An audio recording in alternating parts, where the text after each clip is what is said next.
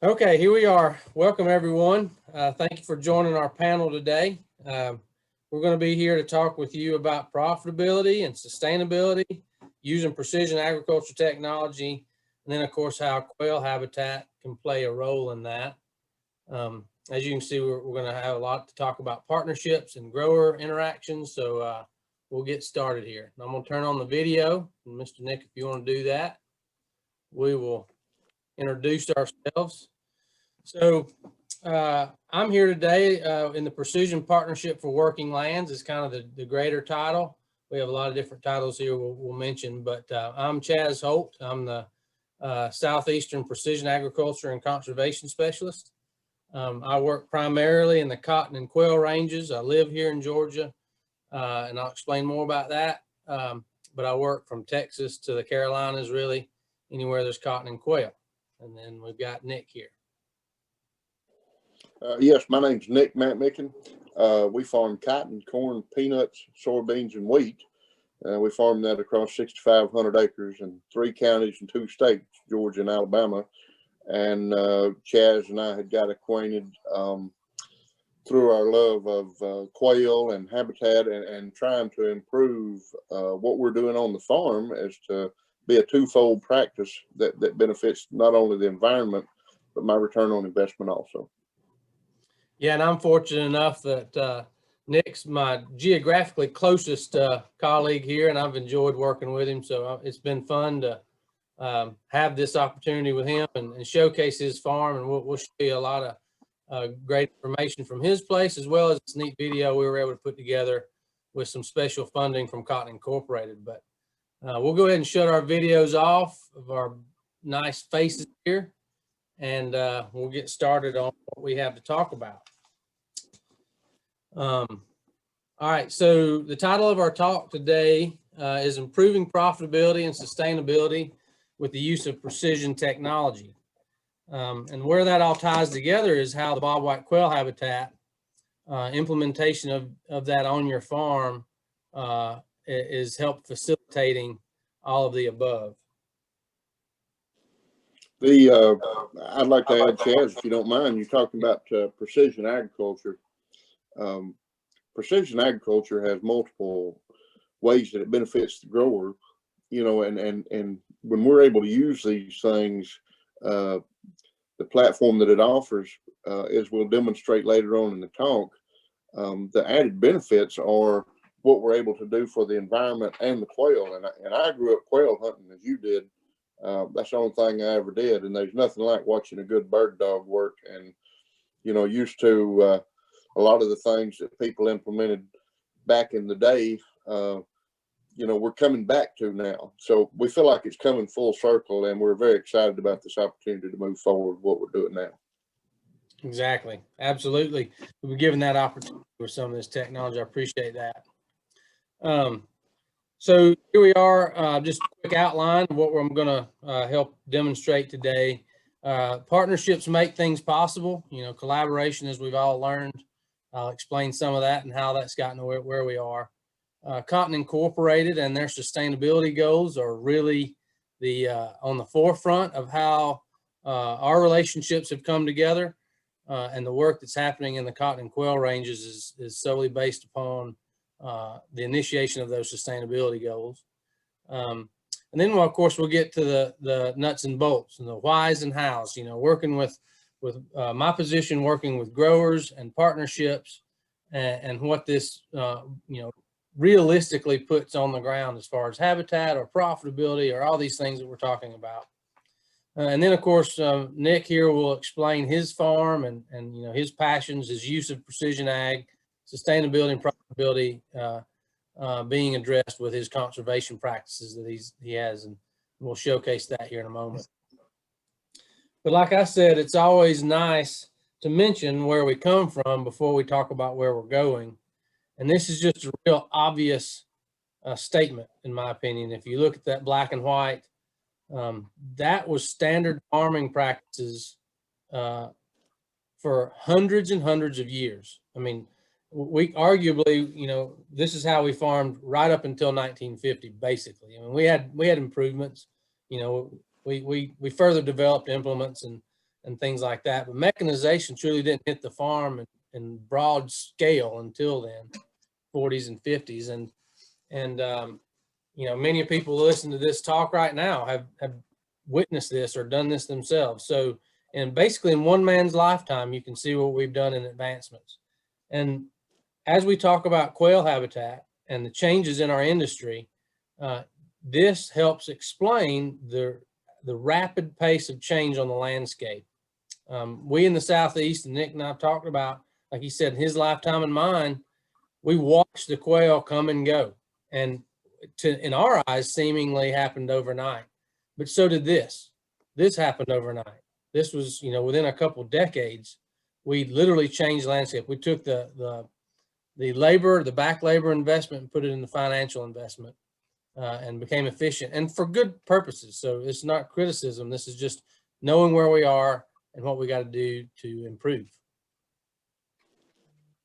All right, so this is, again, I'm the Precision Ag and Conservation Specialist, and what that means is what it says. You know, I work with growers using their precision agriculture or data, and then help link that towards conservation practices that can improve profitability, soil health, sustainability, and all the above. But as you can see, I'm there located in Georgia. I work from the Panhandle of Texas to the Carolinas so far with growers. Nick is basically right where I'm at. We live about 40 miles apart. And we obviously have a big imprint in the Midwest, the corn and soy belts up there in the north. But as you can see, hopefully we're hiring new positions. The more and more Nick and I showcase this type of work, we'll have more opportunity to hire more staff. And as you can see out there in the Arkansas, Mississippi deltas, there we're pinpointing a specialist as well. Again, as I talked about, here's a list of many of our national and regional partners. Without them, our work would go at a snail's pace. The things that we're trying to work and do are just made easier and quicker with these partnerships, because ultimately everyone in this talk today or in this conference, as well as everyone on this screen here as our partners, are ultimately trying to do the same thing. We're all just trying to survive till tomorrow. We want to be sustainable on the forefront of everything we do. A lot of these sponsors are directly related to consumers, and consumers care about everything from how something's produced to how it degrades and how it's used in its next phases in its life. So it just makes sense. We all put our money together and we get things done quicker and better. Again, back to the partnership, John Deere is huge for my work. John Deere, as a corporate organization, is a partner on our corporate level at Pheasants Forever and Quail Forever. As you can see, Mr. Beckton there, the director of sales, his quote of John Deere is interested in promoting wildlife habitat and finding innovative ways to help farmers, ranchers, and landowners turn marginal, unproductive acres into more profitable wildlife habitat. That obviously is straight off our mission as well. We need these partnerships to move the needle quicker. John Deere holds the ops centers that I primarily use to assist growers, and Nick will talk about all the innovative work he's been doing with John Deere. It just makes sense. A really cool partnership that's first in the nation, I'd like to say, and brag on a bit, is the Lassiter Tractor Company. Me being down here alone, sort of as the precision ag and conservation specialist in the Southeast, Lassiter Tractor was just a perfect fit. There are 7 locations based out of Moultrie, Georgia, but they have come on as the first dealership, not corporate, but dealership, to incentivize habitat and conservation as a part of their customer service package. So their precision ag manager and I work closely together. Over time, hopefully they'll have growers that are interested in analyzing their data more, and I can come in and assist them with some of their more marginal acres and give them opportunities through our biologist program and walk them through conservation cost share plans or just profitability in general.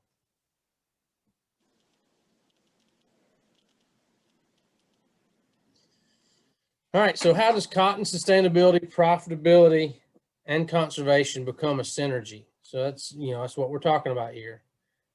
Jesse Daystar is the Chief Sustainability Officer at Cotton Incorporated. Many of you have heard from him, know all about it, but I like to use this quote because they're ultimately responsible for the work we're doing today. This is a unique partnership that illustrates how industry and conservation groups can work hand to hand to achieve common goals. With its focus on precision agriculture, environmental conservation, and grower profitability, this program echoes the sustainability goals the U.S. cotton industry has set for itself. So again, I've already said that, and that's what we'll reiterate over and over. Chad, if I could add right there, what Cotton Incorporated is doing in the partnership with Quail Forever, the farmer is the ultimate environmentalist, and I think that the partnerships that we're guiding forward with, we'll be able to demonstrate that, and they'll get a better picture of it. But this is a natural partnership that's going to benefit everybody, and this is exactly what you wanted to do, to be sustainable being the key word now. Sustainability everywhere in the environment. We're working toward that goal together. Yep, exactly. So here, we're delivering Cotton Incorporated's information just briefly. The sustainability goals is a presentation in and of itself. And like Nick, this partnership makes total sense because we're both moving in parallel form. And when you look at the maps for the greatest cotton producing counties in the Southeast, those overlay perfectly with the highest impact areas that bobwhite quail need restoration in. So, we're all going down the same path, and this is just a perfect fit. But again, in its brevity form, just talking about the cotton sustainability goals, everyone just defines sustainability in their own way, but ultimately at the end of the day, we're all just wanting to survive until tomorrow. But we have these benchmarks here that productivity of food and fiber and fuel demands, improving the environment, human health, social and economic well-being, and in the agricultural communities, of course. But ultimately, again, the financial component comes right out the gate. If we can't afford to be here tomorrow, none of this is achievable. So we're working on these goals through the lenses of economics and then through conservation. Just to reiterate the fact of their sustainability goals, they put them up there by 2025. This is some of the metrics they're hoping to achieve. I'm sure they're getting real close on a lot of it already. As you know, as attendees, and Nick knows as a farmer, a lot of the stuff you guys are doing, we just need to get it reported and recorded appropriately so we can stand out on a multinational ranking just to show how superior we are and what we're already doing. But specific goals with actual gains are mentioned here. There are no points for one more above the other. This is just something that we're looking at. There's no end result. There's no goal line to cross in sustainability. It's a moving target. It's just forever improving. So the KPIs here, key performance indicators, are just another way to break down how we address that previous slide. So, these are just some of the components that we look at to implement on the ground level to move the needle forward. So yield is obviously a big deal. We want quality though, but we want to be addressing our yield, and then so on down the line there. But where bobwhite quail habitat comes to play, and the precision ag technology, it really is addressing most of that. But the biodiversity and soil carbon and water quality, farm profitability, all these things are our key objectives when we're using your precision data. And in some cases, just your farmer wisdom can do the same thing. But we can pinpoint these spots. We use scalpels instead of nuclear bombs now. And we can go out and we can seek these places to improve all of the above, for that matter. So as I said, we need to report and let it be known what we're doing. as you all, I'm sure, are aware by now, is the U.S. Cotton Trust Protocol. That's where we do that. So that's the vehicle in which we put this information in record. So you'll go on, and if you haven't done it yet, you'll self report. You'll put your information in some of these different categories, or all of these different categories, and then it'll spit out a number. And that means nothing other than just where you're at, where the industry's at. And then the data is private, so there's some anonymity to the information that's being displayed later on. But the industry, Cotton Incorporated, the Cotton Trust Protocol folks, they just want to accumulate as much of this as they can, and up to 10% of your production is what they're looking at, not all of it. So they feel like if they've got 10% reported on, that's a good enough number to relay what is out there. But again, quail habitat, conservation practices are helping the improvements of almost all of this. And Chaz, I'd like to add to that, Yeah. you know, the U.S. Cotton Trust Protocol is, you know, it's something that we were already doing, but U.S. cotton is the gold standard in the world, and the need for documentation and validation of what we're doing is the premise behind this, you know, to show that what we do is everything has its place and there's a reason for us doing it. And so I would strongly encourage everyone to get involved in that, because this is the future. You're already doing it, but let's document it and validate what we're doing to show that we're the best in the world. Yep, that's perfect. And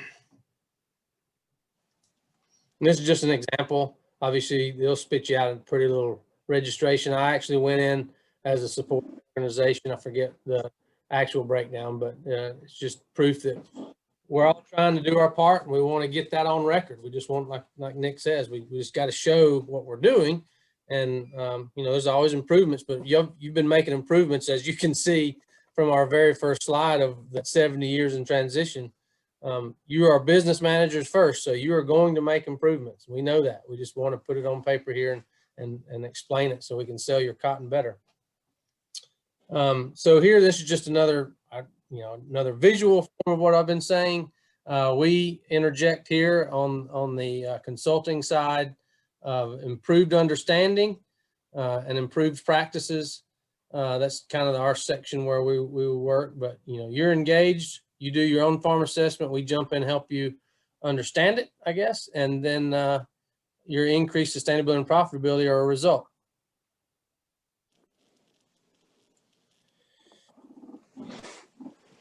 All right, so I'm just going to read some of this. Again, this is just to solidify what we're talking about. You know, everybody can kind of go on their own direction, but you know, to use a model and to use a end result goal, it's nice to have some research backing to it, and there's a lot of it out there these days. But these are just some quotes from some of the research that I use as a guiding factor on some of this, but I'll read some of it. An excerpt from Dr. Mark McConnell. He's at Mississippi State now. He's at UGA at some point in his career as well. Conservation application of precision agriculture technology involves geospatial modeling, agriculture economics, and conservation eligibility and economics. What he's getting at there is, on a regional level, conservation practices across the landscape need to be addressed using our profitability components. So once we address the profitability and removing some of these negative acres, our conservation economics can then be included. And then furthermore, there's some great research here. Precision agriculture technology will be necessary to address sustainable intensification of production agriculture, but can also serve as the link between targeted conservation and production agriculture. So that's basically the model we're looking at. But then continued research on how quail habitat improving profits and sustainability translate out of this. You can find a lot of information on conservation practices and what they're hoping to find from NRCS, USDA, FSA, all of these resources. But Conservation buffers represent a suite of best management practices designed to take the most environmentally sensitive lands out of production and address specific resource concerns. For example, your soil erosion, water quality, wildlife conservation, in a manner that is compatible with row crop production systems while removing the least amount of ground from production. Again, this is my mantra here, and as a consultant, as a certified crop advisor myself, I have no intentions of talking a grower out of producing their cash crop. That's not at all what this is about. This is about sustaining your profitability. This is about helping you understand that, you know, we know negative areas exist out there. Now we have the tools to pinpoint those. So it might be just a couple acres, but let's whittle that out of the averages, and your profitability just based on saved investment is there. So that's what we're talking about. We don't want to take production out as a whole. We just want to help what you're producing be better. And then lastly, again, Mark McConnell's work, the idea of increasing farm revenue by farming less acreage while also increasing bobwhite population is novel, but relatively simple. Landscape and found that as the amount of the buffer habitat increases, bobwhite abundance increases. So this is a bit of information I always relay when we're talking about putting in field borders. It doesn't seem like much. We're only talking about a couple acres, but that implementation of suitable habitat is reducing soil erosion, wind erosion, depending on where you're at. And it's also increasing bobwhite habitat. But what that does is by creating better bobwhite habitat in these field borders, it exponentially increases the usefulness of the rest of the landscape that the bobwhites otherwise couldn't have. So it's just a great gateway into better biodiversity across the entire landscape just by doing these simple little strategies.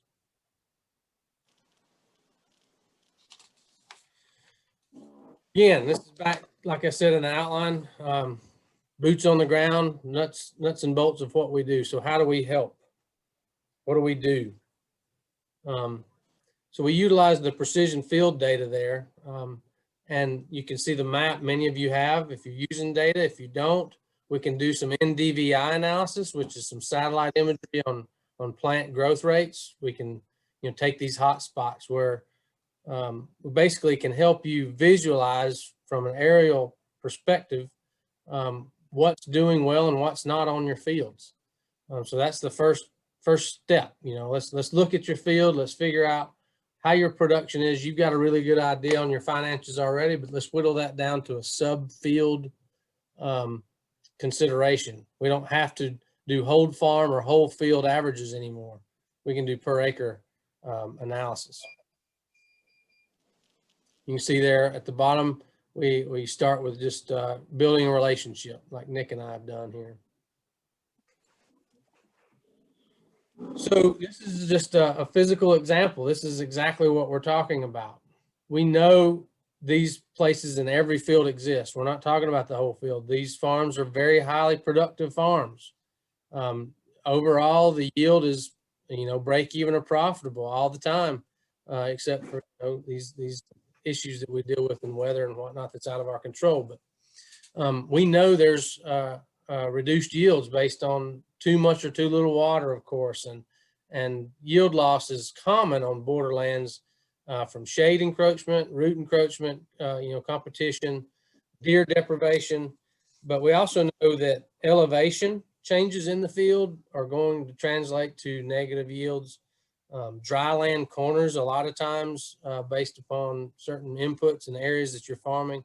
We know will either be break even or net negative production, but we put it in anyways. Soil types, things like this.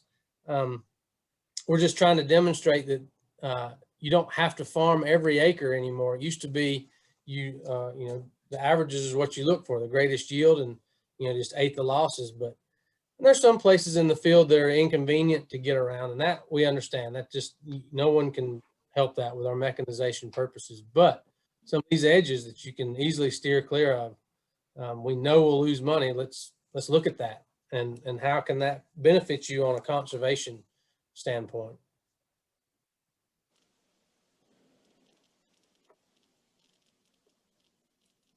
So again, going back to considering in a business management, every field has some low yielding spots. Like I said, you might have the best field you've ever had. There's still a place out there. If it's averaging 3 bale cotton, that means there's some place out there that's a bale or lower, maybe just an acre, but it's still there. And that also means something out there is a little higher than 3 bale. So the point is when you're doing your averages and return on investment on a per acre basis, the numbers start to really explain themselves.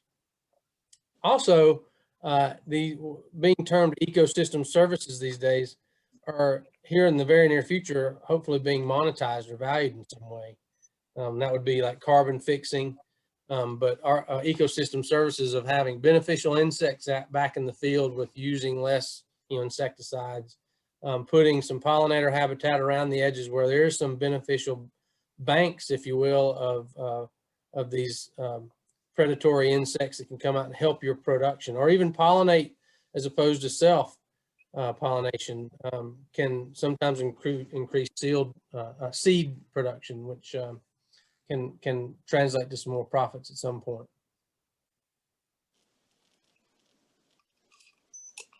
So again, we got Nick as a focus. He and I have done some work together, but I don't want to take away from what he's done. He, by all means, has been doing this for his whole life and for 5th and 6th generations. So he has everything to offer us as an example, and he's got a great farm we'll showcase here. Thank you, Chaz. First off, a little bit about our history here. Our farm was founded in 1845. We have the original land patent signed by President James K. Polk. 7 generations. We've recently built a new cotton gin 2 years ago. There have been 4 cotton gins on this farming, and cotton is still king. Although we do rotate other crops, corn, peanuts, soybeans, and wheat, but we do that to make us better cotton farmers. Cotton is what pays the bills, and we call ourselves cotton farmers.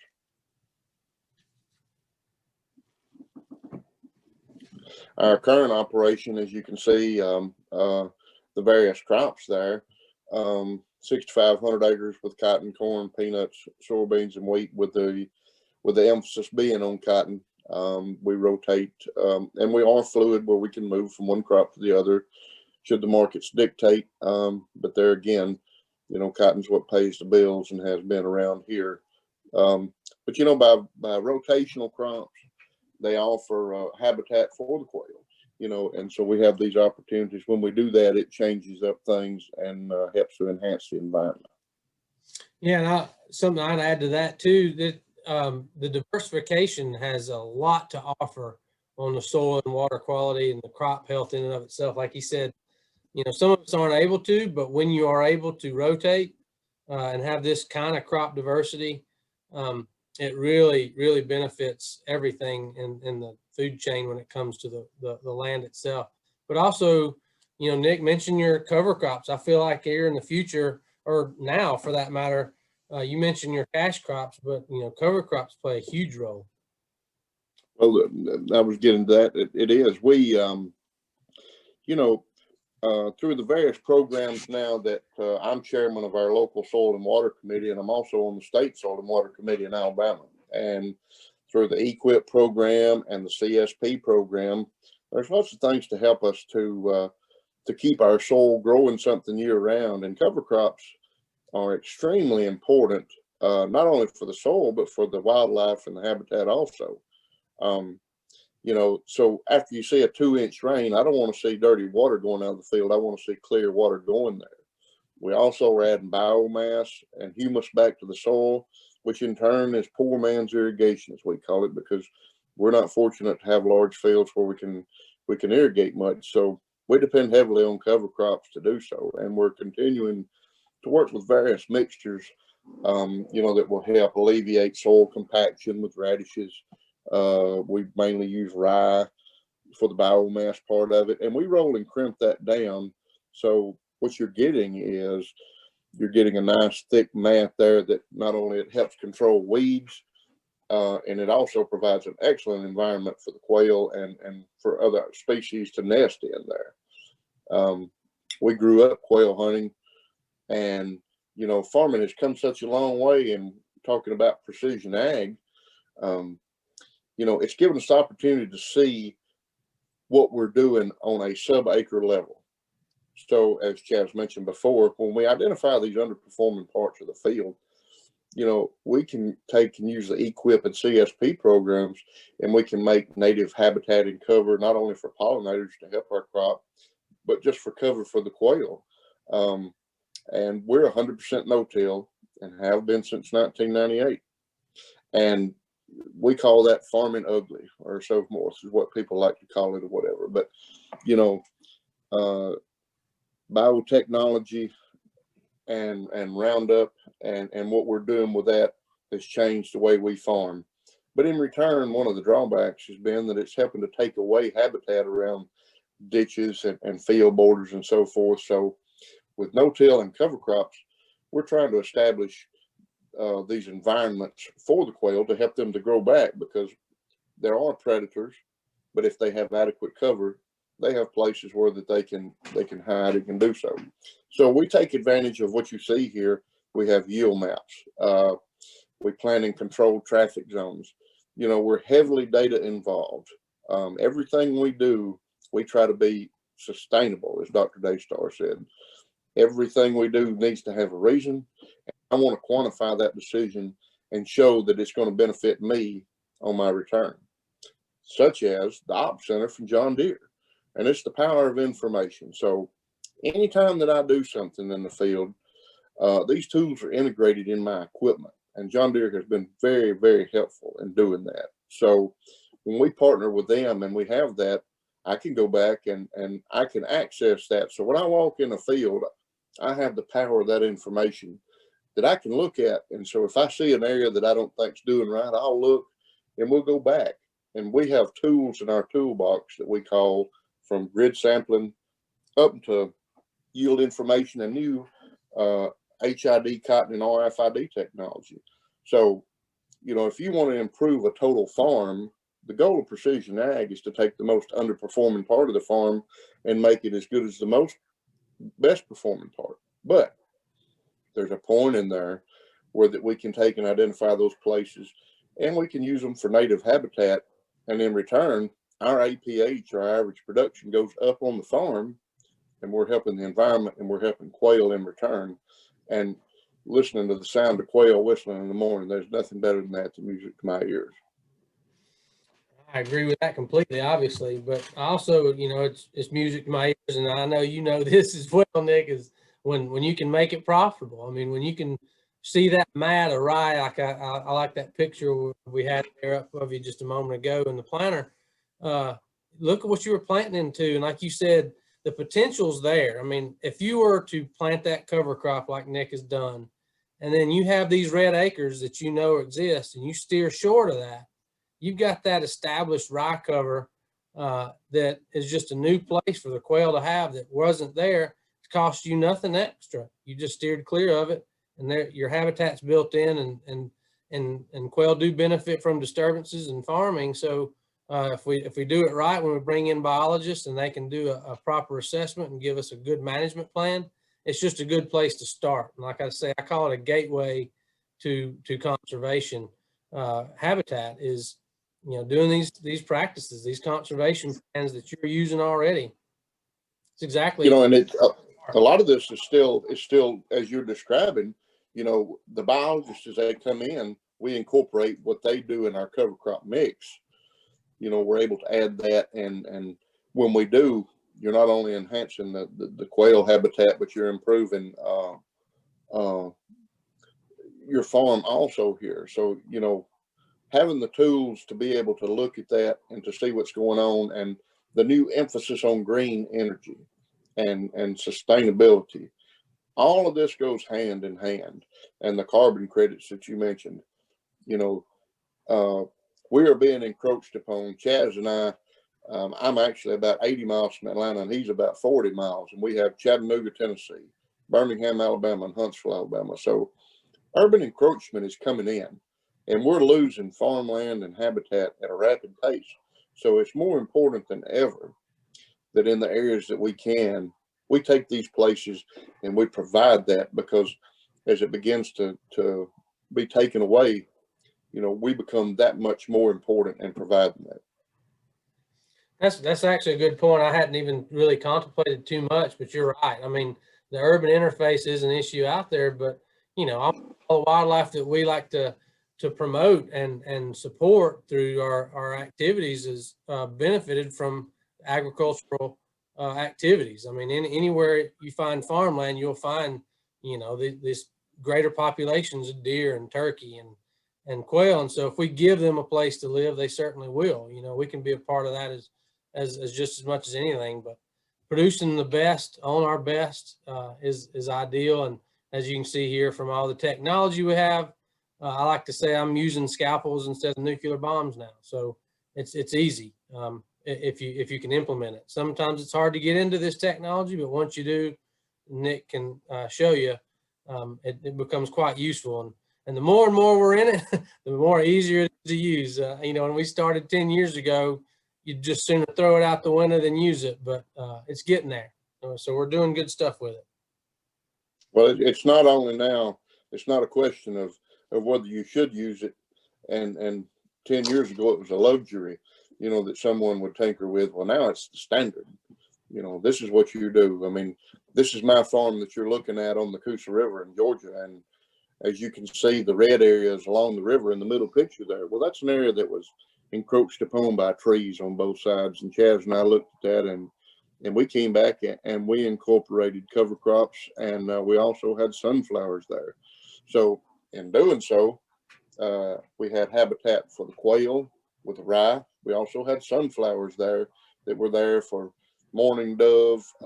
They were there for the deer to eat, just lots of things. And, what people don't realize is sometimes that wildlife can be a detriment to your crops, because deer have become a predator that they eat cotton. So in doing so, we're providing them something to eat to keep them out of my crop, and helping the environment in the same way, because where there are certain species of wildlife, there'll be other species. So that if the deer are there, the quail are more apt to be there because they know there's less pressure on them there. So, this is not a if you want to do it. This is the gold standard, and this is what we're all going to be doing. And most of us already are. And the U.S. Cotton Trust Protocol is helping us to establish that and show going forward that we are sustainable and we are doing these things. Yeah, and exactly. And like my point I made earlier on most of the farms that I'll help with, this is a very, very productive farm for you. This is, almost hands down one of your best producing farms, but our point still remains. There was a couple little spots, and you just taking that and putting that in sunflowers and millet and other things where it's not having to invest that, input cost on, and it's removing some of the deer deprivation that was existing out in here. Now, all of a sudden, that's better yield because they're all in here. And then you got this, wet spot, this elevation change that, exists. There's nothing you can do about it. You can maybe shift a variety, and we ought to try that if we can. But until then, pop it in some native grass. It makes total sense. But what I also like to showcase for your farm here, Nick, and everybody can see it, is you got the river. That's obviously an erodible bank. The more of a buffer you have there, the better you've got for that water quality. You've got all these buffers already there. And look what you're already doing. This is just a nice little showpiece, and it's fun to incorporate the potential that, possibly quail could return on something like this when land is diversified the way you're doing it, and you're still capitalizing. I mean, you're still making a great crop here. Well, looking at this picture, this is fertile bottomland right here, but we are in the foothills of the Appalachian Mountains. So we're very variable as far as our soil types and so forth. But if you'll look at these riverbanks and that strip along the river right there, you'll see the red zone. And with precision ag, we want it to be a solid picture. We want to see the yield needs to be very even. So, you take those red pieces out, you use the CSP program within RCS and the USDA, that they have opportunities to do that. Well, they're going to help you with your bottom line to use these programs to help the environment. And in return, you get better return on your investment. And then you'll see that your farm is going up. The yield is, because you're taking away places that are pulling down your average. Exactly right. That's better said from you than me, Nick. And this is an example. So I want to use this as an opportunity to explain. We don't share data. I say we. I do not. You as a farmer can do anything you want. You own your data. You own your information. This is real numbers and real data. It's not Nick's. It is a composite of a group of farms. So I'm still using real numbers as far as input costs and yields and acres, but not specifically from any farm in and of itself. But I need to show numbers that are specific enough for presentation purposes, and that's what this is. So I don't want you to think that I'm pulling something up here and showing somebody your financials if I work with you. That will not happen for me. You are welcome to do anything you want, but this is just a prime example of what we're talking about. And so this is obviously a pivot field. You got some dry land corners here. This has been taken out already, just from sound farmer wisdom before technology even existed. But it starts out, it's almost 85 acres. Its yield average decent, to good. You're making a little bit of money on that at 70 cents. And the cost, I don't include the fixed cost all the time unless the grower asks me to, but this is just a variable cost, maybe just a break even if you include your fixed cost. But the point is, it's what we're doing. Status quo right there. Well, if we look at the dryland corners and the acres that are involved in these negative areas, so anything that's not green or yellow is negative. I've said it here on this chart here on the op center, based on yield and based on our investment. We know we got to make X number of bales of cotton to break even in profit. Well, when those colors arise, those acres add up to 17.5 acres. We remove those acres from the whole field. Now we're down to 67. This is the numbers that we're looking at. If you were to put those dryland corners, if you were a dryland farmer, in other words, operating at this cost, that's your return on investment, negative 40%. So if you remove that just the 17 acres, you're down to 67. Your yield average goes up, like Nick said, because your zeros are removed. So your yield averages are greater over time. That can be reflected in your APH. Now your return on investment is doubled. You went from 10 to 22 just by removing those worst acres. So it makes total sense. You could put a different crop in there potentially. That's not against our plan here. I mean, we could do winter wheat and you can make that. Great, do that. The point is let's conserve what we're doing and make good sound decisions with our data. This is just an example. Like Nick said, I work closely with NRCS and all the USDA programs. Our farm bill biologists that work for us in the field are the people that we would use to help you if you are interested in cost share. Nick is using it on his farm, but many of the things he's employed for Habitat has been just strictly out of sound business management. He's making more money on his crop just by using the data and sound management. So cost shares are just there to incentivize even more return on investment. But outcomes from this one plan that I typically am finding, and what Nick will be incorporating at some point, is when you renew a CSP plan, you have to improve upon it, and hopefully that your ranking will go up to where you can get that application accepted. If you do get it accepted, then we implement these things that you've talked about. These are all habitat improvements. Biodiversity starts to climb. So does hopefully your bottom line a little bit. And so this is another real-time live example. We're going to close it up here with this.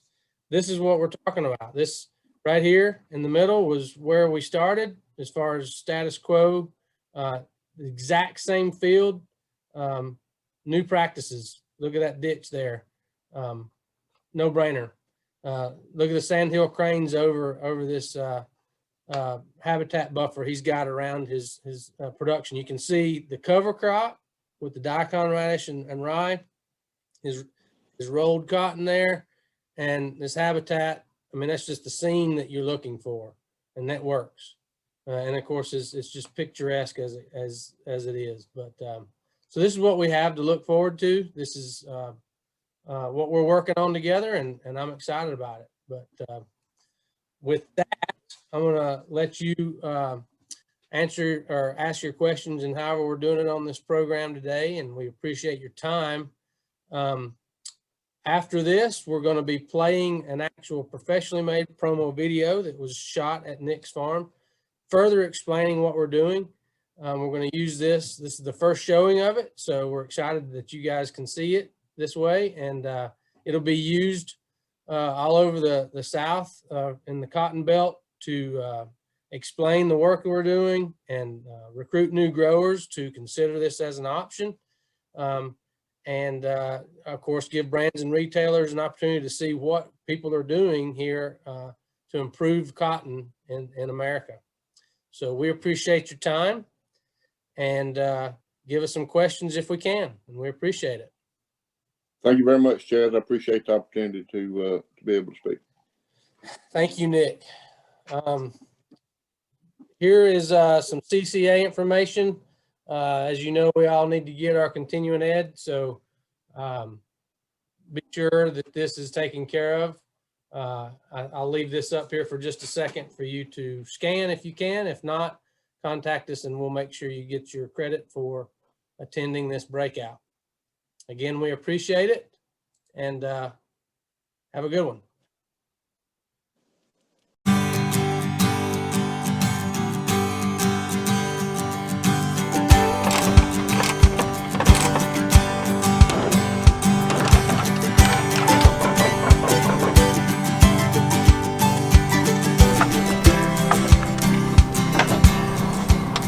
I'm a farmer.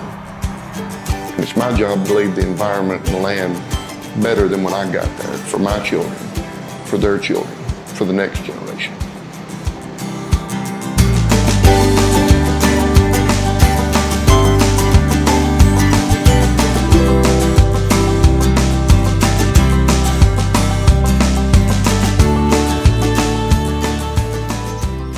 It's a historic farm, but you know, when you pull onto a piece of property like that and you can see the pristine environment, and at any time of the year, it'll make the hair stand up on your arms.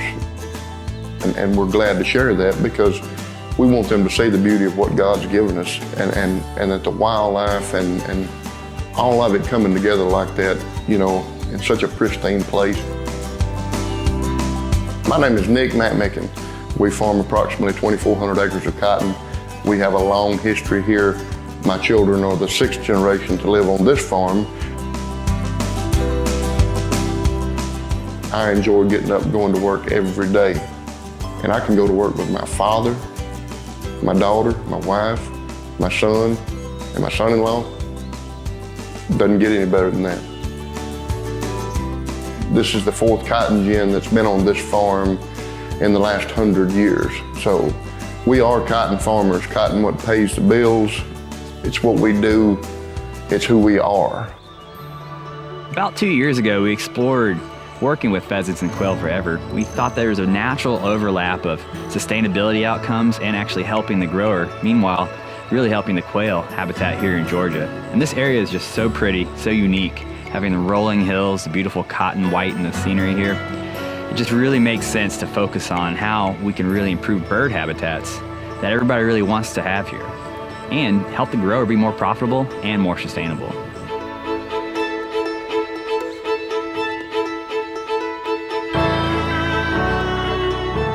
When I first met Nick McMichen, he invited me to ride the planter with him. So never had met the man before, and he stopped the tractor and let me on to make my pitch about habitat being a part of his profitability and whole farm plan. And the first thing he said was, the only thing I've ever hunted was quail in my life, and I miss it. And it would be really nice to have that come back. You know, I grew up quail hunting. But there's nothing finer than watching a bird dog work and watching quail and hearing a bobwhite whistle. You know, and it used to be you could just walk out of your house and you could just hear it. Quail habitat really interacts and is important to meeting the 10-year sustainability goals for the cotton industry. Whenever you take acres that are maybe not producing as efficiently as they could, if you take those acres and do something else with them, such as making habitat for the birds, pollinators, and other species, it allows other acres perhaps to be more efficient. The excitement really takes off, and Nick is someone who is showing that. He's incorporating all the latest precision technology to make the greatest decisions he can.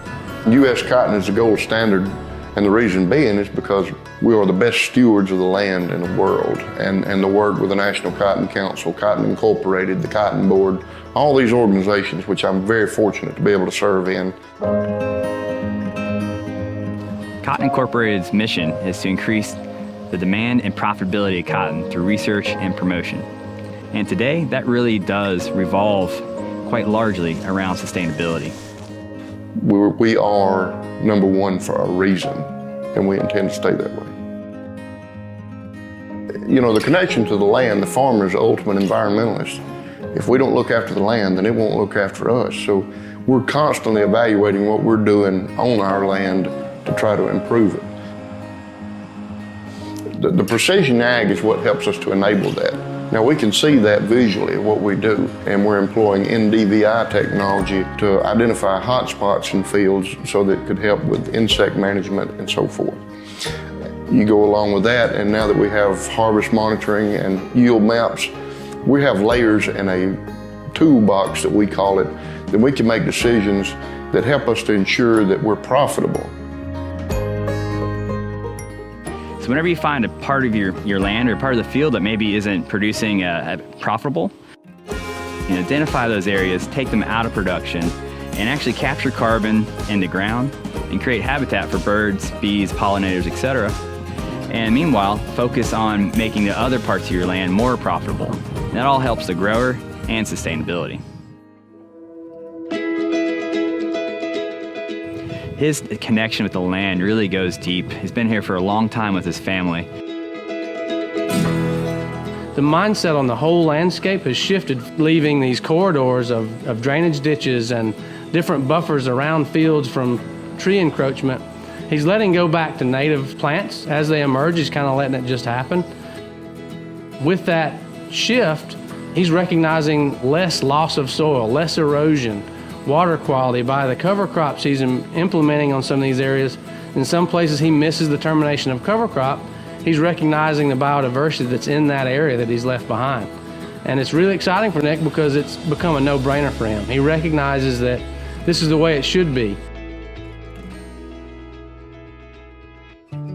I grew up quail hunting with my grandfather and my father, and sadly, numbers have dropped. So studies have shown that when you implement field borders through perennial grasses, pollinator species on active working lands, you not only are improving habitat in the acres that you have implemented as a field border, but you're exponentially improving the habitat quality for adjoining areas and sometimes even the crop itself.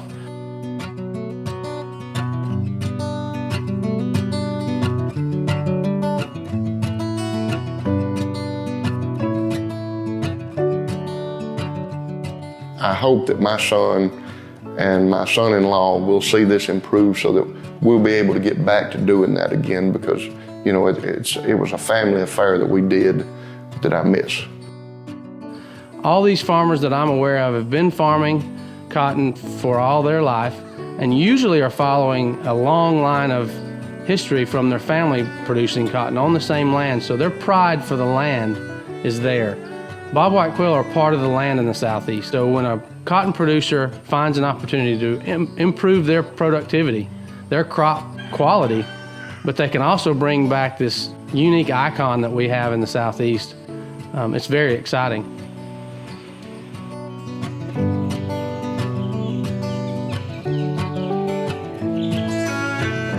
Quail hunting and quail in general and cotton both, they are true icons, you would say, or whatever, but the thing unique to quail is it does not take a big area for habitat to maintain them. Quail Forever and Pheasants Forever team is here to work with growers. We work with a producer and create a unique conservation plan and production plan that is specific to each grower. This is not a one-size-fits-all program. This is very prescribed to each individual and each grower's goals. Our team is here to utilize any and all conservation plans that may be available from the USDA programs, NRCS, FSA, anything that you find would fit your current operation and not impede its productivity. Contact Quail Forever, contact NRCS, talk to somebody, call me, call any other dad that's doing it, you know, and they can help you get you started and get you on the road to helping everything. When you can get reimbursed for the habitat that you're implementing on the acres that are negative in return on investment, that takes away that negative investment from your crop production, and it spreads out the profitability across the whole farm. You know, they're not big acres, but what they do is, you know, it's a win-win for everybody when we do that. And the environment, the farm, the farmer, everybody wins there.